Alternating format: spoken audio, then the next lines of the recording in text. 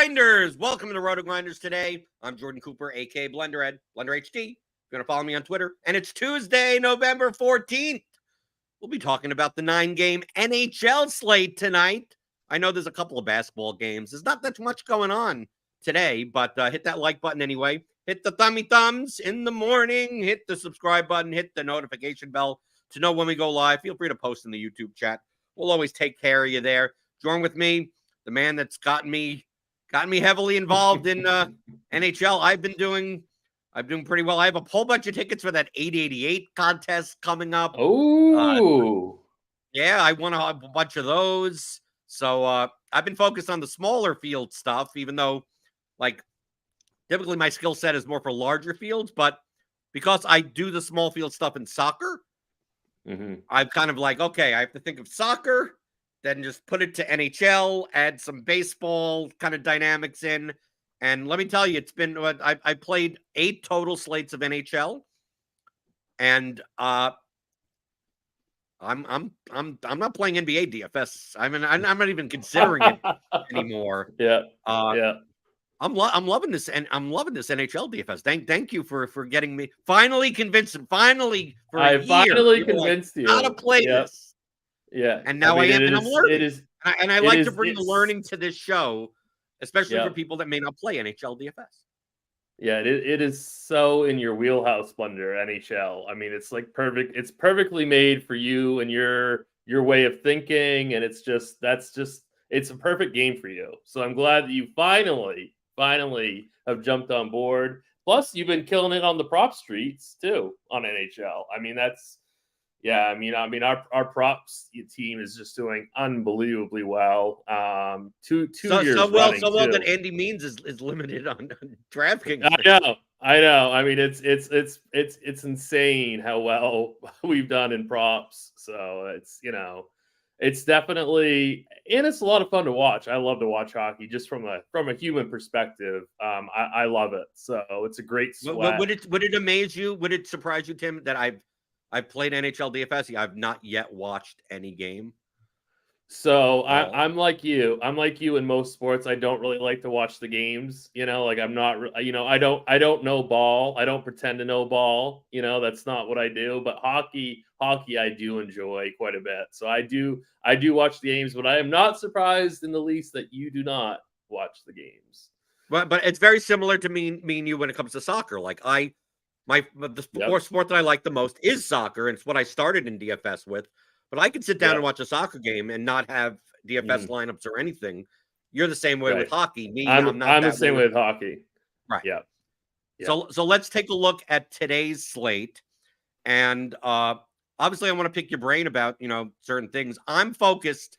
See, the thing about the mindset shift that a lot of people have to get in NHL DFS from other sports is that the field size dynamics really matter. So, like, if you're used to playing the large field contests in NBA or in NFL, like NFL, if you're playing the Millie Maker in NFL, like the largest field contest in NHL is only going to be like 5,300 entries or something, which that's still a fairly large field. But like in the Millie Maker, you kind of have to get like everything right. Like everything right. Everything. The one-off Noah Brown, the CeeDee Lamb, Dak Prescott. You have to get like everything to win those. Unless you're Utico that won the Millie with a 6.9 from Bijan Robinson 2 weeks ago. I don't know how he did that. He got the triple stack right. I mean, I know, but imagine getting 7 points for your running back and winning the Millie. Right? That's not supposed to happen most of the time. You know what I mean? Right. But the same dynamics are at play for the smaller field stuff. So in NHL lobby, if you're going to play, like I've been focused on the 100-man level, 100 to 500 man, which is probably in your wheel. Like Tim, that's what you focus on more. You're going to play the 121, the 222, the whatever. I'm playing the $40 whatever for 582 entry. And now, obviously, the $20 contest or 15 or whatever they have it, that's like 5,000 entries. Like for those contests, very similar to soccer, that you're pretty much going to have to get the line of the night, right? Yeah. If there's a line that scores 3 goals, in order to win the large field contest, you're going to need that line. I mean, you're absolutely, even if that line is only 2 or 3% owned, like it's going to be in the winning lineup in a 5,000 person contest. The thing is that in a 100-man contest, you may not even need dude. Connor Bedard scored God knows how many points that other slate last week, and I came in second in the $88 contest because there was literally only one lineup with Bedard, and of course the rest of his lineup didn't get there. So it's like you don't have to in these smaller field things. You don't have to be perfect, and enough goals get scored. Right? I said this the last time in soccer. If I'm playing a 5-game soccer slate, there may only be 9 goals. Right? Mm-hmm. And maybe 3 of them are from substitutes that are not even rostered. So like there may be like 6 actual starting goals. You're probably going to need most of them to even in the 100-man contest. You may not need all of them, but you'll need most of them. And in hockey, it's hard. I'm coming to terms with, the 7:00 games will start. You get this Boston game, the Pittsburgh game, Calgary, Montreal, Vegas. And, you'll see, Sidney Crosby and Malkin score, or Erik Karlsson scores. And then my soccer mentality is close laptop. Okay, right? Like up. Nope, I don't have Pittsburgh Powerplay 1. I'm done. And it's like, no, that I'm like literally they could not even be close to the winning lineup because if that's the only goal they score, like they're expensive and that's not enough. It's not enough. It's not enough. And even if they score 2 goals, and then I have, maybe I have the Lightning or something, and the Lightning go and score 6 goals. Right. And, I'm sitting, Kucherov has 35 points. It's like, it doesn't matter what it doesn't even matter what the Penguins did, which is very similar to baseball, Tim, where, an early game you get, the Braves go off for 9 runs. And you're sitting there going, well, my lineup doesn't have any Braves in it. And then the Twins are playing at 8:30 and they put up 12 at cheaper prices. And it's like, well, you didn't even need the Braves at all. I mean, in the large field contest, you may need a one-off Acuna. You may need a one-off Matt Olson. You may need maybe one of those guys as one-offs. But in the 100-man contests, like the 222, like it's quite possible that a whole bunch of you're playing the Chalk Panthers at 10:30. And all these teams are scoring goals. And you're just sitting there with like 4 spots in your lineup going, yep, I'm just waiting to 10:30. And when the Panthers put up 7 goals, like it didn't even matter. Like it doesn't even matter. Like, dude, some of these expensive 9K guys could have like 30 points. And you can't fit them in with the Florida Powerplay 1 stack. So it's like, they just get priced out of a winning lineup, especially in the 100-man type of contests. So like to me, when we first started, like the first slate that you came on with NHL, like I was still under the mentality of like, I gotta find that line. Could it be Arizona today? Could it be like that's more of a large field mentality. Yeah. I've been focused on these past slates on what teams are expected to score a whole bunch of goals. How many combinations can I play of those teams? And how do I piece them together in a way that other people may not be doing as much of? And I'm finding that a team that has like the second or third highest implied team total in the 222 in a 100-man contest, they're like 16% owned, right? But I have 4 of them. And then I'm playing, I'm playing the Chalk $3,700 defender who's like 42% owned. And he puts up 8 points and I still come in 3rd place. I mean, like, it's like, I didn't need that, like the $2,800 defender that ends up with 3 points for some odd reason on some weird team. Like, he's like, no one has him. Like, it doesn't even matter. The large field lineup has him, but the small field doesn't. So, like, I get your point from the beginning of like, don't look at, 3rd line power play 2 units on middling teams, even if they're cheap. It's like, dude, just try to find as many points, goals, and assists as you can and try to like piece them together in a correlated way. Yeah, if I had known, like, I guess if I had known that, I thought you were playing like, the $15, like 20 teams and the $15. I was originally doing that, but then I looked at the smaller field stuff and I'm like, dude, I play the smaller field stuff in soccer, right? So like, so if I just get my soccer mentality into NHL, then I could just in soccer, there are slates, 5-game slates where I literally cross off like 7 teams. It's like, nope, these are the 3 teams that I'm focused on. I'm playing 5 lineups, and I'm just playing combinations of those 3 teams, and that's it. I'm done. Yeah, I mean, I only play smaller field basically like in every sport, and in hockey, unless there's some kind of like cheap third liner who might get exposure on the first power play, I basically just cross third and fourth lines right off. There are a couple exceptions to that rule. Like the LA Kings have a really, really strong third line. There's a couple other teams that have like pretty strong third lines, but for the most part, I don't even worry about third and fourth liners in small field stuff. Jacob Harvey in the YouTube chat asked a question that's very similar to baseball mentality. Should we be avoiding high-owned one-offs? It's similar in baseball. Well, I'll use the only in stacks button in lineup HQ. So the concept is that, let's say in baseball, typically you're playing like a 5-man stack, right? You're playing a 5-man stack. Maybe you're playing 3 one-offs with the 5-man stack or something. 5-2-1, 4-3-1, something like that. And obviously in hockey, you have to play skaters from 3 teams. That, let's say the Braves are chalk, right? The Braves, because they're always chalk, right? That if Matt Olson or Ozzy Albies or Ronald Acuna, like if they're doing well, it's most likely that the 4 other Braves and stacks are doing well, and the stack is 20% owned, and Acuna is 38% owned.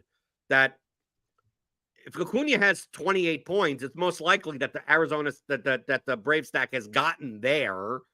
So why, if you're playing the Mariners, like don't play one of the Braves one-offs that isn't 38% owned. Play the shortstop, play the catch, play Sean Murphy, right? That's not as high owned, but don't play like the highest owned guy. So in NHL, it would be similar to, like, for instance, if Colorado was chalk on a slate, right? Or we could use the example here. I mean, just in I was gonna say, let's use today's slate. Let's talk about Matthew Tkachuk, who's going to be uber chalk, I would imagine. And 9 games, that's not like a monster slate. Like sometimes we have slates where like, there's like 12, 13 games, 9. I mean, it's big, but it's not humongous. So I expect ownership to condense even more. And to answer that question from YouTube, in any field size, whether it be large field or what you and I play, the 222 or the 400 or whatever, there's no chance I'm one-offing Matthew Tkachuk. It's not. I'm not going to do that. There's such a good chance that if Matthew Tkachuk gets there, he's bringing at least 1 or 2 of his teammates with him. Right. Most like you're competing, because especially in the smaller field contest, like Florida is obviously a huge favorite on the road to San Jose, who's a horrible team. So you have to expect like a popular combination is going to be something like Barkov, Tkachuk, Verhaeghe, Forsling, or something like those 4 guys combined, and maybe there'll be a mix in of Reinhart or Ekman Larson in there. Yeah. That these are all like, if Matthew Tkachuk scores 2 goals, like all these other guys are getting these 2 assists are coming along with all of these other players in that case. And they're also owned. So like if you're going to go like, I'm going to play Dallas 2 or something with, I'm going to play Dallas 1 in a Tkachuk one-off. Like it makes more sense that if you're going to play any one-off on the Panthers, it would be a guy from like the second line, right? You like, right. If anyone, it's quite possible you just don't play any Panthers as one-offs. Maybe to me, the defenders may be fine as one of it based on that concept. And I know that Kirby Travis says Acuna can hit a home run double and steal 2 bases for 29 points, and the Braves do nothing. Yeah, of course. The correlation between players on a baseball team is not R=1, but there is a positive correlation. So given the choice, if Acuna was projected twice as high as any other outfielder, the projection would make up the difference of like, no, he's such a good one-off. Let's say Acuna was minimum price 2,000. like maybe you play him as a one-off, even if he is 50% owned because his projection for his salary is going to be like so much higher that the negative correlation between the stack doesn't make up for it. But that really doesn't exist in hockey. I mean, you're not going to see Nathan McKinnon at like 4K and be like, well, I'm just going to play him and not the other Avalanche. Right.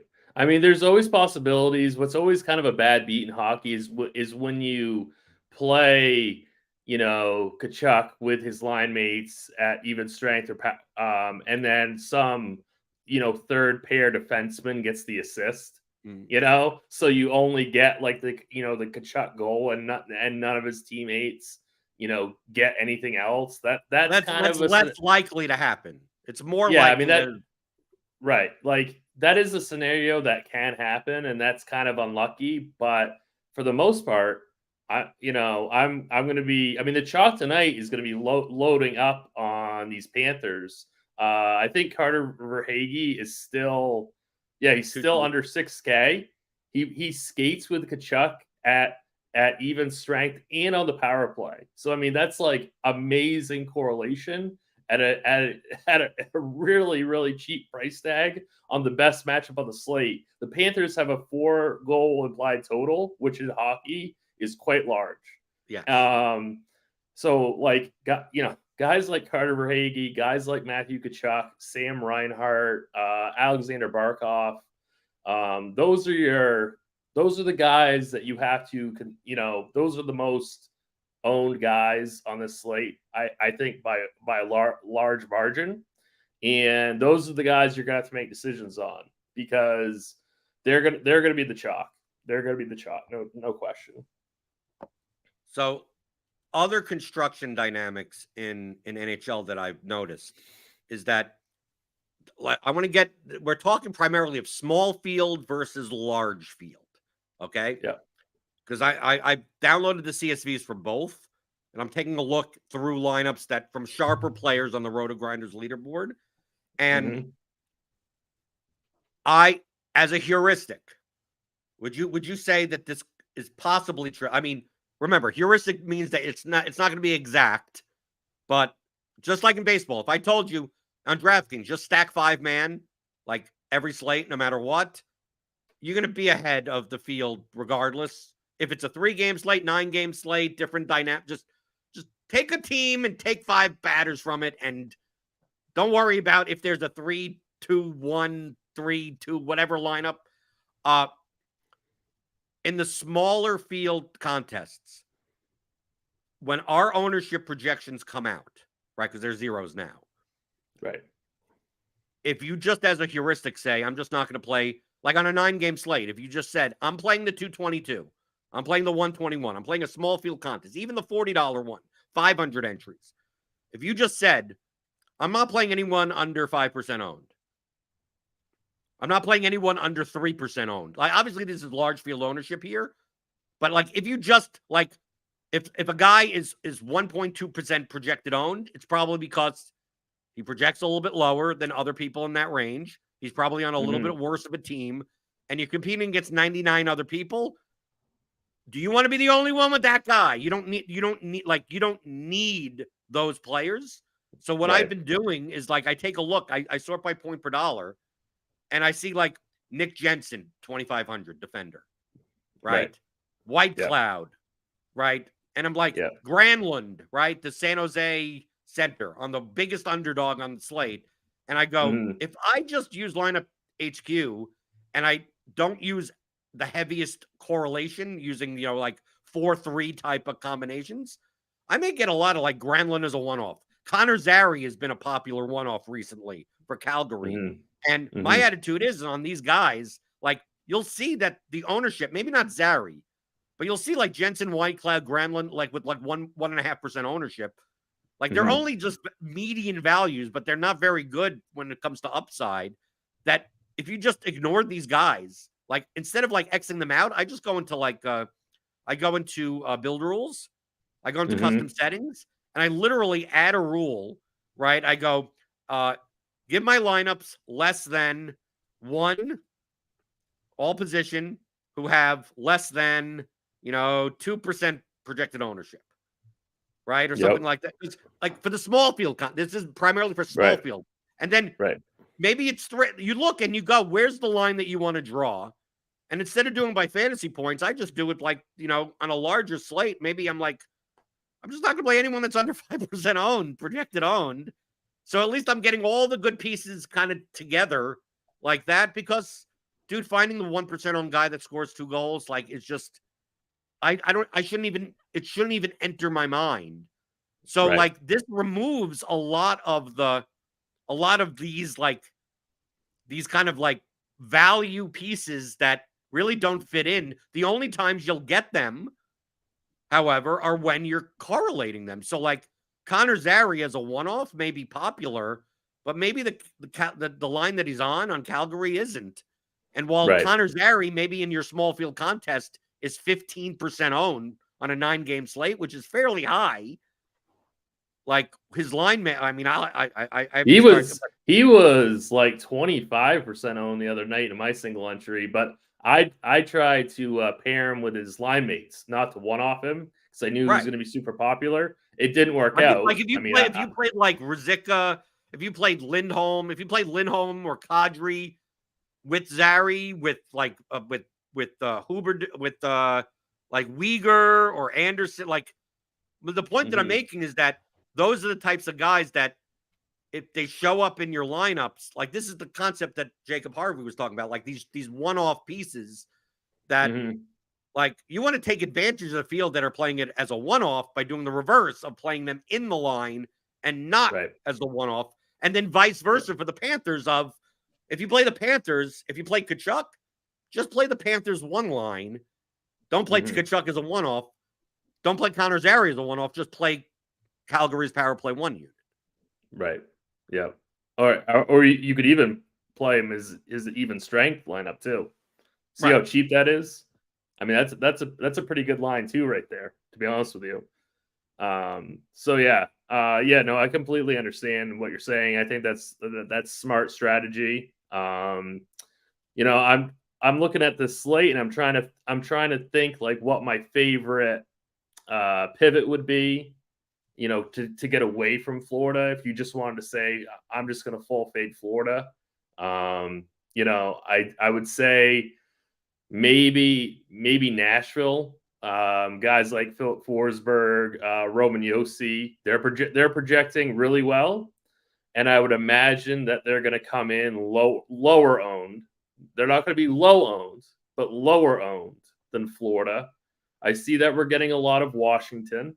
See, but this is what I'm showing on the screen is that if you use lineup HQ, like remember, hockey is similar to baseball where medians don't matter, right? These mean projections, you care more about like ceilings. So like for a value, Granlund, Zetterlund, and Hurdle are cheap as hell for San Jose on their power play 1 unit. And yeah, I know that Washington is cheap in this line, but like I take a look at this lineup, it's like, oh, it projects 104.51. And it's like, I wouldn't even consider playing this lineup at all. I wouldn't either, to be honest with you. Right. And it's like San Jose always shows up kind of like at the top of the points per dollar list because they're so cheap, but it's like, they don't ever possess the puck enough. Like they have no ceiling. So I feel like they're just not going to win you a GPP if you get to like, more than like one of them. Right. Because how I do it in lineup HQ, because remember, I'm playing 7 lineups and I'm not hand building. I'm building lineups in lineup HQ and then selecting 7 of them. Right. So I may build 300. So what I do is that I run lineups. So I'll run all these lineups. I only ran 5 just for time purposes. And then see and go like, well, am I playing San Jose today? And the answer is no. So like when I go into the stacks over here, like I just cross them out. I mean, I just literally, right? Just like I take them out like, nope, nothing. Right. Boom, done. Then, right. Done. Right. And then in the smaller field contests, I want to over correlate. The thing that I've noticed in some of the smaller field contests is that people tend to play like kind of their cash lineups. And I don't think that's optimal because I'd rather just get the two teams you don't have to be. The thing is, put the notepad on your computer that says you don't have to be perfect. You don't have to be perfect. You don't have to be perfect. My attitude is that let me get the two teams to score a bunch of goals and then run me down. Feel free to run me down with all your one-offs, right? Unless there's some very high value one-off that maybe will probably end up in my lineup anyway, right? But I mean, the other day that Connor Zary one-off in one contest that I was playing was like 42% owned, and he scored like 3 points. And I'm sitting there, I'm competing against one-off this, one-off that, and then it's like no, I got Tampa Bay, and I got Kucherov and Stamkos, and and that line scored 3 goals. Like, good luck finding where I'm just so far ahead of you. Feel free to find the one-offs. Like, of course, the opposite thing is true, is that if Tampa Bay didn't score, I'm all the way at the bottom. But to me, but that's okay. That's okay. I mean, you're still doing, your process is still correct. Right. You know what I mean? Like that's the bottom line. To me, it seems so much harder because it's very similar to baseball of like, okay, feel free to play 8 one-offs against me. Like, good luck. I mean, like, I just think what teams are expected to score a bunch of goals? Let me find 2 of them, and I hope they score a bunch of goals. Because in a 100-man contest, I don't have to be perfect, right? So like that's why when I come in here, I take a look at like the odds. So we have an odds screen here, shows all the money lines or whatever. So just I will look and go, okay, I'm going to look at Pittsburgh. I'm going to look at Florida. I'm going to look at Dallas. Nashville minus 175. Kind of look, Vegas minus 155. Kind of look at some of these and go like, dude, do I have to play the Columbus Blue Jackets today? Do I have to play Anaheim today? Do I have to play Arizona? No, I don't have to play these teams. Like, I just literally don't. I just X them out completely, right? And then you can take a look at the starting line. This will happen in lineup HQ anyway. But I'll look at like Nashville or something like that, and I'll look at a line, and I go, people are going to be playing all these Panthers, right? And I look, and it's like, right, the Panthers line is, even if you play Rodriguez, like let's say people are playing, because I think the second line is going to be owned, right? But the common one is going to be something like second line is going to be very heavily owned, right? But then I take a look at Nashville and I go, where's Nashville here? Nashville, right? And I take a look and it's like, well, Nyquist. I mean, it's very similar to a lineup that I had earlier, a couple of slates ago, of like O'Reilly, Forsberg, right? Powerplay 1. If you get Josie in, you can. But I mean, if you don't want to play, if you want to play 3 of these guys without a defenseman, right? Maybe you play Fabro. If you're playing guys on the first line, like Nyquist, O'Reilly, Forsberg, Fabro, right? Something like that. Or you could do Evangelista, right? Evangelista, O'Reilly, Forsberg, like get one of these lines. And if you want to go like the line 2, you could do Evangelista, Glass, Sherwood, Barry, and then stack that with the most expensive Panthers, and just go, there's my line. Well, right. So you take a chalky stack. You hear it over and over and over in DFS. Like, pay attention to what you're building with the chalk line or chalk players, right? So like, don't go chalk on top of chalk. So if you want to go chalk with the Panthers, you got to make sure that you are building them with a very, very, very low owned like filler lines, which I'd imagine would be like a Nashville too. Like, don't just go, chalk Panthers and then start filling in like you were talking about with chalk one-offs. You know what I mean? Like, you don't want to do that. That's a cash lineup. That's a cash lineup. That's not going to win you a GPP in large field or in small field. Like, if you want to build with some chalk, you got to get some low owned lines. Right. So I'm going through them just like where the bigger favorites. I mean, I'm not saying you can't play Winnipeg or New Jersey. I'm just like what am I looking at? I'm like, okay, I like Pittsburgh, Calgary, Vegas, Dallas, Nashville, Florida, right? So if I just cut off everything like this, right? Yeah. Pair at least one defenseman with each stack line, right? We'll talk about the goalie in a second, right? So now I'm telling now, dude, maybe I don't want to play anyone on line 4, line 3. I don't mind if they're on the power play 2 line, so that's fine, right? Because remember, this is for small field. If this was large field, I'd still include maybe the line 3s or something. Right. And obviously, there's nuance, like you said, depending on the team. They have a third line that gets enough ice time and stuff like that. Right. But like, I could just do this, right? Of course, we don't have ownership in yet. Right. But I would cut off certain lower owned players, and then like I would build 5 lines based on this. Right? So now you get this.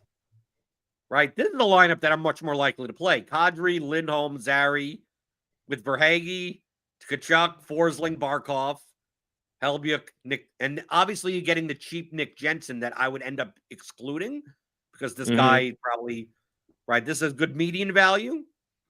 But you take a look, I mean, even this, look at Vegas, like basically the power play 2 unit for Vegas with Chalk, Florida. And you get Roman. I like that. I like that team, at least for large field. That's a team that I would definitely like to be having in like a large field setting. Right. The thing that I don't like about this for small field is that I don't mind the power play 2 unit. The problem is that Vegas's power play 2 unit is 3 guys from 3 different even strength lines.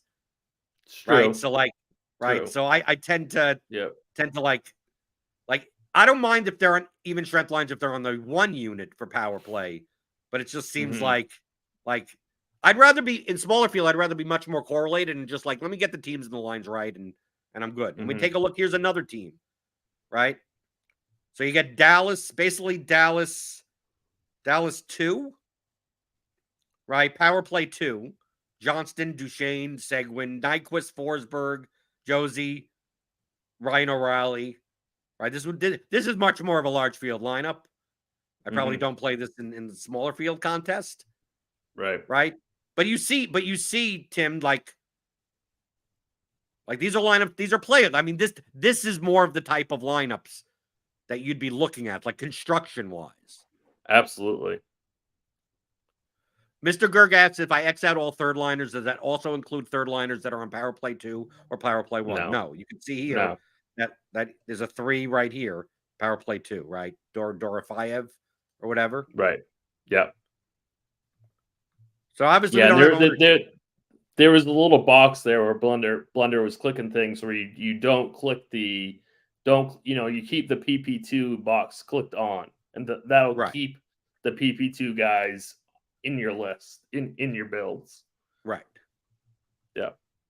Another thing you could do, and I know we've talked about it before, is using a goalie from one of your stacks. To me, here's a concept from soccer.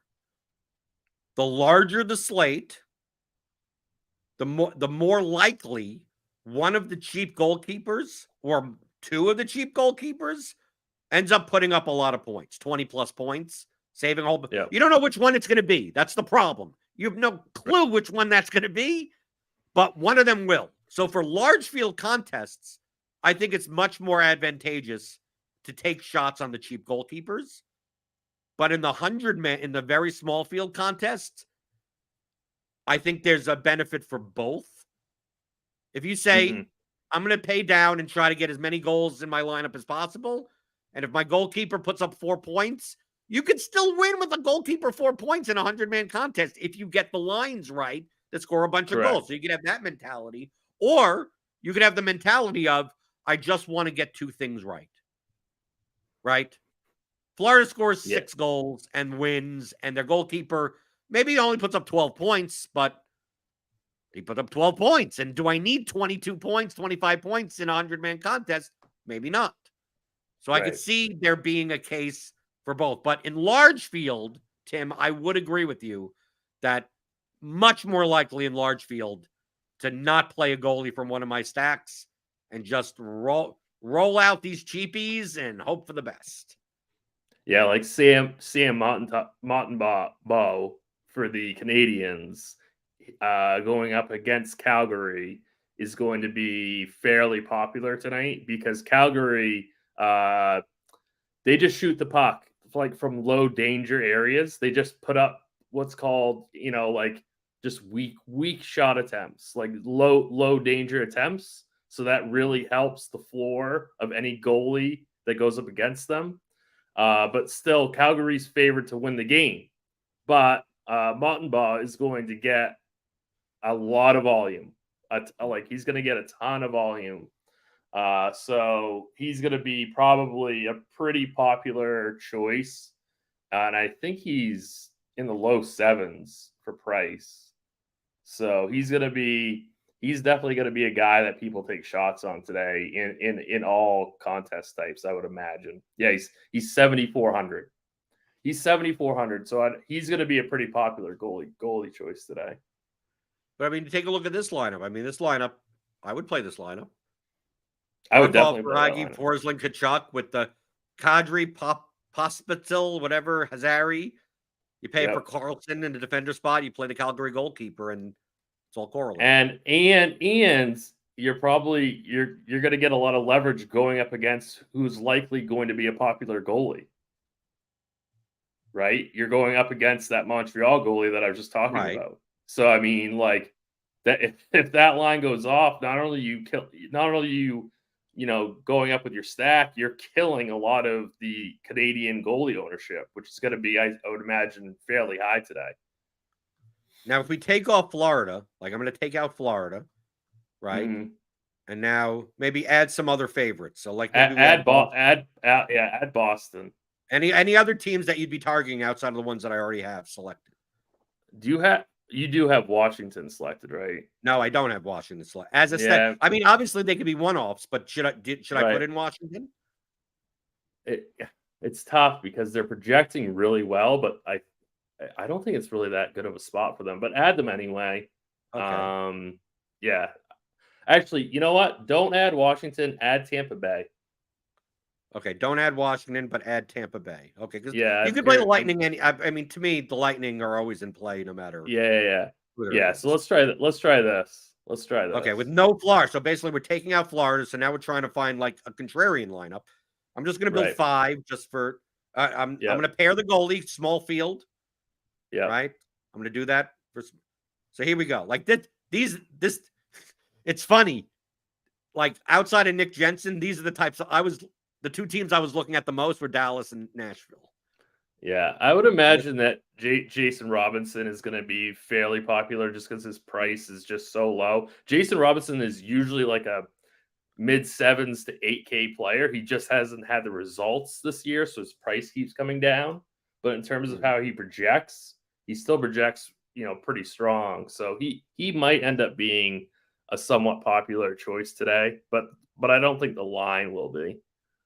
I'm going to add, so we could put this in, because we get that value $2,500 defender.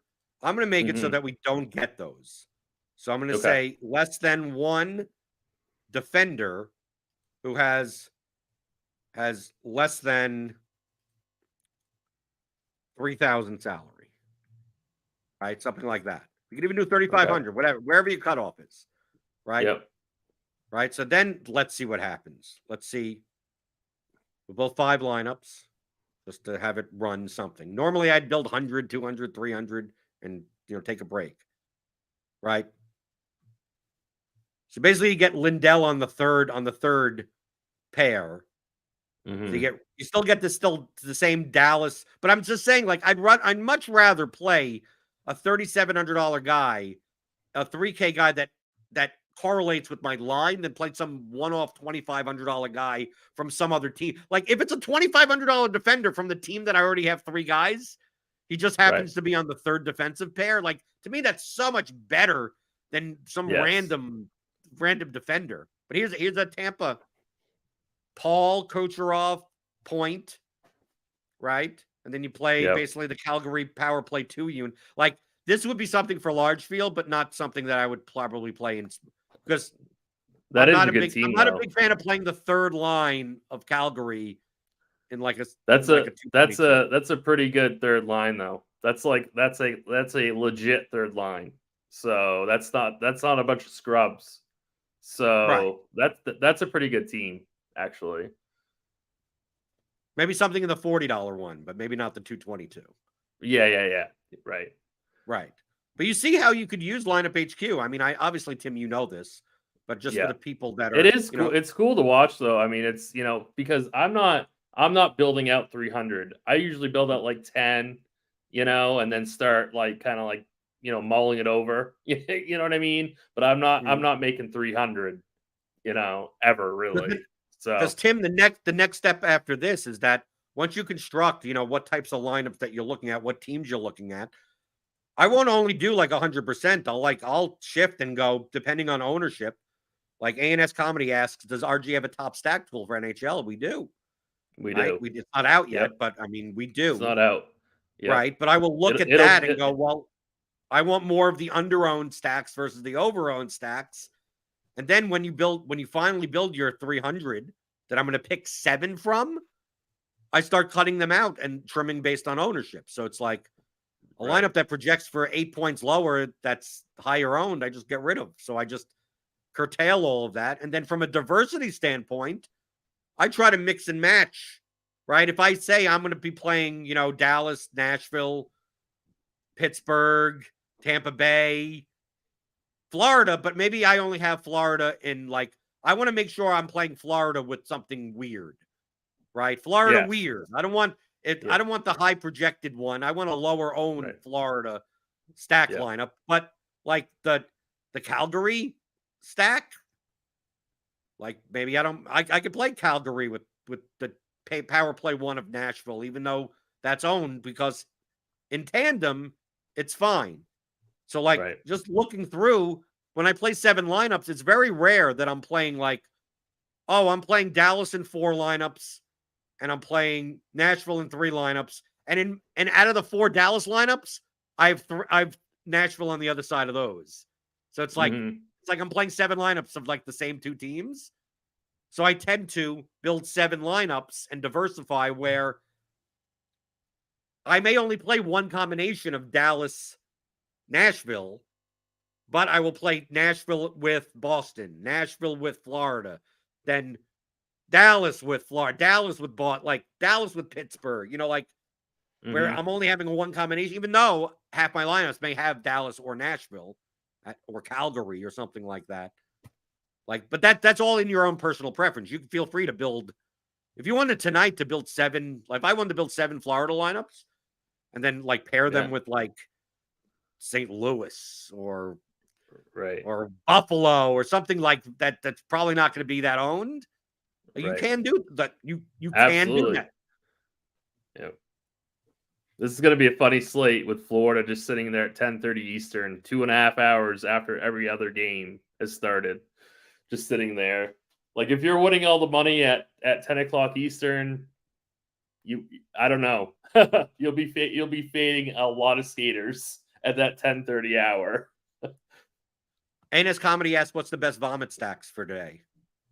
I mean, Washington projects the best from that standpoint. They do. I was surprised to see them project that well. Washington is probably a good vomit stack.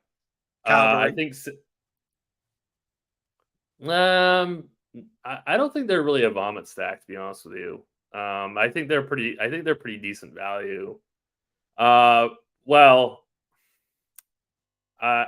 think St. Louis. We saw what they did the other night against Colorado. My word, they put up 8 goals. No, I don't think. Unfortunately, I had a lot of Colorado. I don't think anyone's going to go back to them. So yeah, they're cheap enough. You could play Shen, Bushnevich, Kiru, and Krug or something like that together. Yep. Right. Yep. You could pair them. You could pair St. Louis and Florida. That would be a team that you could pair with Florida, definitely. Right. I'm curious. I'm kind of looking at high salary teams that are good, just pivots away from Florida too, like Boston. I bet goes pretty under. Boston, Pittsburgh, and Tampa Bay, right? I mean, I would imagine Boston and Pittsburgh and Tampa Bay are going to go way under owned tonight. If you just want to say, I'm just going to fade Florida, but I still need raw points, right? So Boston, Pittsburgh, right? Because you're not going to. I mean, I'm assuming Pasternak and Gunsel and Kucherov and those guys are. I they're mean, going to it'd be probably be owned. single They're going to digit be owned in the owned. large field contest. Yeah, they're still going to be owned, but not to the degree of the Florida guys. Right. Somewhere in the probably somewhere 4 to 8%, like somewhere in that range. Probably not double digits. I would imagine not. Maybe Pasternak.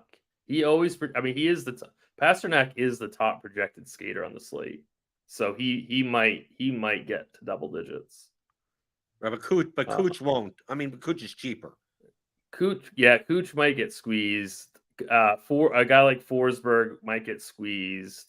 Jake Gensel, I always really like playing him a lot.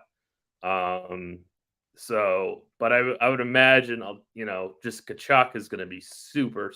I mean, he's going to be like the highest owned skater, I would imagine, by quite a bit. I mean, another line that may not be very owned at all is the one line for Vegas. Mm-hmm. Like Eichel, Marshall, or whatever. I mean, I just only because of price. I mean, like they're practically, if you stack their power play one line, like that's essentially the same price as Florida, right? Yep. No, there's definitely ways that you can pivot away from Florida. Not that I'm recommending that, but I mean, we saw the 2 wins that the Sharks have had. It's because Mackenzie Blackwood has completely just stolen the game for them. The Sharks should be 0-13, and the only reason that they're 2-11 is because Blackwood has been amazing, okay, and stopped like 43 shots. So. They're such a tremendously horrible team that the only way that they can win is if they get really, really lucky from their goalie. And they've done it twice. So ANS Comedy asked, any consideration of playing Florida in the late game to keep the optionality for a late swap? But optionality to what? There's only one game. Right. There is no option. I mean, what are you swapping? I'm gonna leave 6,000 on the table and swap to San Jose. Like there's right. The only thing you can do is go to San Jose, that's going to be a tough scene for you. Right. There really is no late swap options because Florida and San Jose 10:30. That's it. We also have the fantasy pick'em tool for Prize Picks and Underdog for hockey. In addition to the prop model that I used, I just used the prop model for my NHL props, and I wait for the tool to update and I just bang them all out and I'm done. And then on average, I make money. It's not complicated, right? It is not. The only thing that I have to say about the block shots props, be aware of how high variant they are. So a lot of times you will be taking block shot unders that are plus money. You don't have to hit them at more than 50%. Like, I mean, dude, I'm taking block shot props that sometimes are plus 145. Like, dude, if you're over 40, if you get those 50% of the time, you're raking in the money. I mean, so like you're not going to win them as often as you think. And there are some block shot props that you're taking at minus 200 that really should be minus 350. So you're not making as much on them. So if you put down 100 and you're only getting, $45, like you should only be getting 28, but you're getting 45. So like you'll win those a lot. And it feels like, oh, I didn't really win I won, you place a $20 bet and it's like, I won like $6. It's still plus EV. Right. At the end of the day. Right. Yeah. So what other content, Tim, is coming out today for NHL? So we'll have Taylor Ezel's daily slate summary article. We'll have expert survey. We'll have the top stacks tool and ownership percentages done probably around 2 to 3 Eastern time. And that's about it. And even if you want to use the NHL projections and do work on your own, we have the stat level projections available for download, so you could just those are really great. I use those to make my shot prop bets sometimes. So sometimes you see a really big difference between what we have projected and what Vegas has projected. And I try to take advantage of that.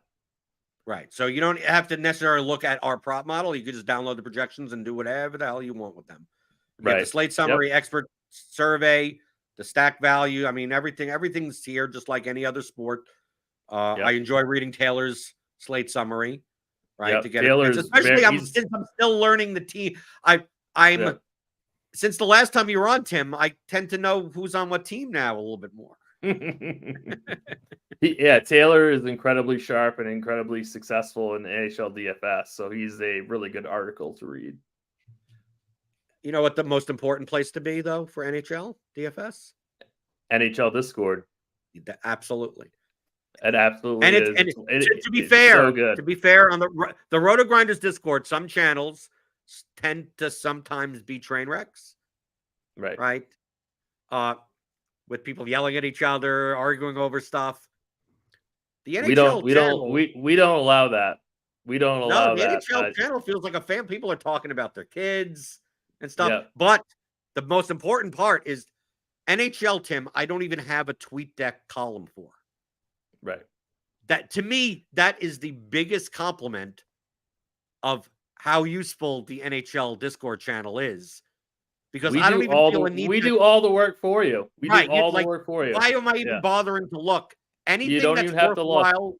Right. Because also, I don't understand what's worthwhile and what's not. So sometimes I may see something of, oh, this line is changing to that. And I go, does that mean I can't play this guy or that guy? It's like, dude, if it wasn't even posted in the Discord, like it doesn't. Like, oh, the bottom two pairs of some underdog has changed. It's like, I'm not playing that team. I don't care. Doesn't matter. Yeah, Dane or myself or Taylor are in there all the time and can answer any question anytime. It is such a helpful tool. It's really nice. It's a good RotoGrinders.com/Discord. And Dean says in the chat that he got yelled at for dropping a GIF in the channel. Are you not allowed to? Dean shows up once a month and thinks it's his channel. I mean, it's like, get out of here, Dean. You know? He's not doing anything. He's not providing any service to anyone, just wasting everyone's time.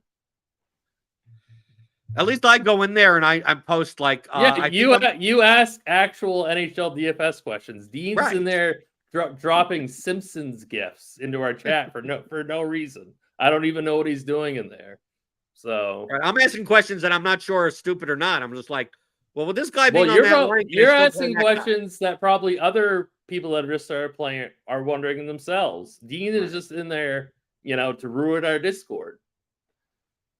So I guess Dean says he was trying to have fun. No, you're not in there seriously, dude. There's no fun in our Discord, Dean. I've been in that Discord since the start of the season. You know how many people have won $50,000 or $100,000 in this Discord? It's a lot. It's a lot. We had another 10K winner last night on that 2-game slate. Yeah. Right. A lot of sharp players are in there. And all people I recognize from other sports. I'm like, okay. Yeah.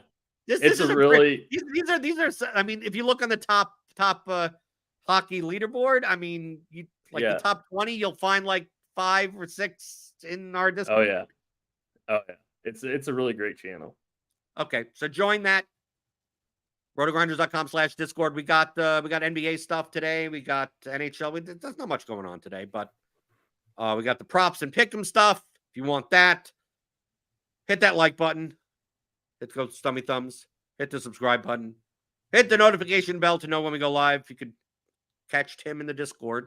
If you have any NHL questions, ask him, ask Taylor, ask Dane. Join us there. Have fun on this 9-game NHL slate tomorrow. Of Alex Santion with a NFL Week 11 preview, answering all of your questions, right? Questions at theoryofdfs.com if you want to send those into the mailbag. And I'll be back, as I am always, weekdays, 11 o'clock Eastern, talking about all things you're thinking about in daily fantasy, props, and pick'em on RotoGrinders Today.